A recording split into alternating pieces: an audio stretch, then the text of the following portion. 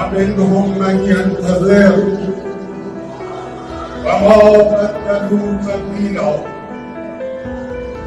صدق الله العلي العظيم. آیت الله سید ابراهیم رئیسی خادم الرضا علیہ السلام। Iran के राष्ट्रपति इब्राहिम रईसी की हेलीकॉप्टर क्रैश में मौत हो गई है। वे 63 साल के थे। दरअसल अजरबैजान से लौटते वक्त उनका हेलीकॉप्टर रविवार शाम करीब 7 बजे लापता हो गया था।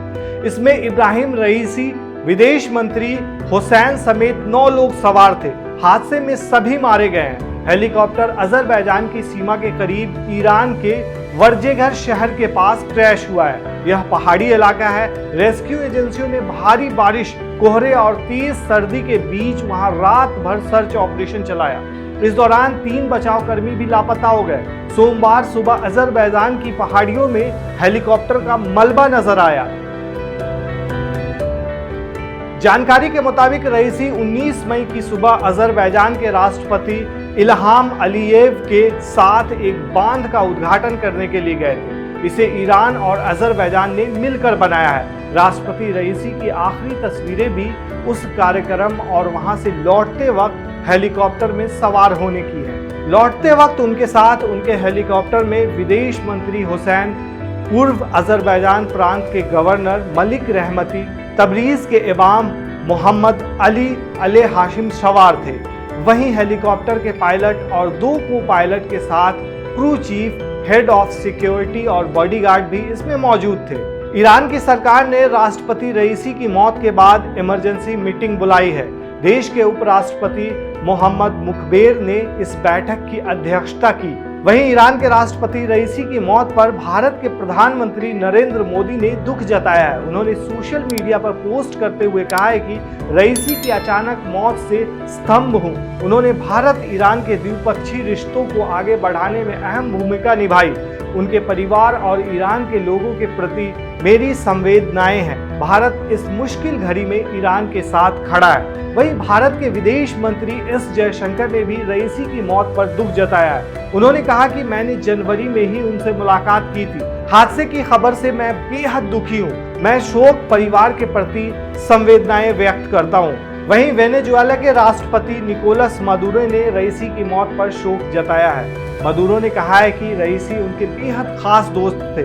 ईरान गरिमा, नैतिकता और प्रतिरोध का सबसे बड़ा उदाहरण है। अब सवाल ये उठता है कि आखिर ईरान के राष्ट्रपति की मौत के बाद इसका असर दुनिया पर क्या पड़ेगा? क्या अमेरिका की बढ़ेगी टेंशन? अमेरिका ने रईसी की मौत पर अभी तक, जब तक खबर पढ़ी जा रही है, प्रतिक्रिया नहीं दी है। लेकिन पहले की अमेरिकी मीडिया रिपोर्ट में कहा गया था कि राष्ट्रपति बाइडेन को हादसे के बारे में जानकारी दी गई थी। पिछले कुछ वर्षों में अमेरिका और ईरान के संबंध में कई उतार चढ़ाव देखे गए हैं। पहले ओबामा के कार्यकाल में परमाणु कार्यक्रम पर एक समझौता हुआ था, जिसे 2018 में तत्कालीन राष्ट्रपति डोनाल्ड ट्रंप ने वापस ले लिया और तेहरान पर कड़े प्रतिबंध लागू किए। बाइडेन की सरकार ने एक बार फिर से ईरान के साथ तनाव को कम करने की कोशिश की है। रिपोर्ट में यह भी दावा किया गया है कि बाइडेन प्रशासन क्षेत्रीय तनाव को बढ़ने से रोकने के लिए ईरानी समकक्षों के साथ अप्रत्यक्ष बातचीत कर रहा था। रईसी की मौत से इस क्षेत्र में काफी ज्यादा खतरा बढ़ सकता है, ऐसा बताया जा रहा है। वहीं क्या भारत पर इसका क्या असर पड़ेगा, ये भी समझते हैं। रईसी की मौत नई दिल्ली और तेहरान के बीच छाबार बंदरगाह के संचालन को लेकर हुई ऐतिहासिक डील के बाद हुई है। इस डील के बाद भारत को छाबार के संचालन का अधिकार अगले 10 सालों के लिए मिलने वाला था, जो उसे अफगानिस्तान और मध्य एशिया में व्यापार के लिए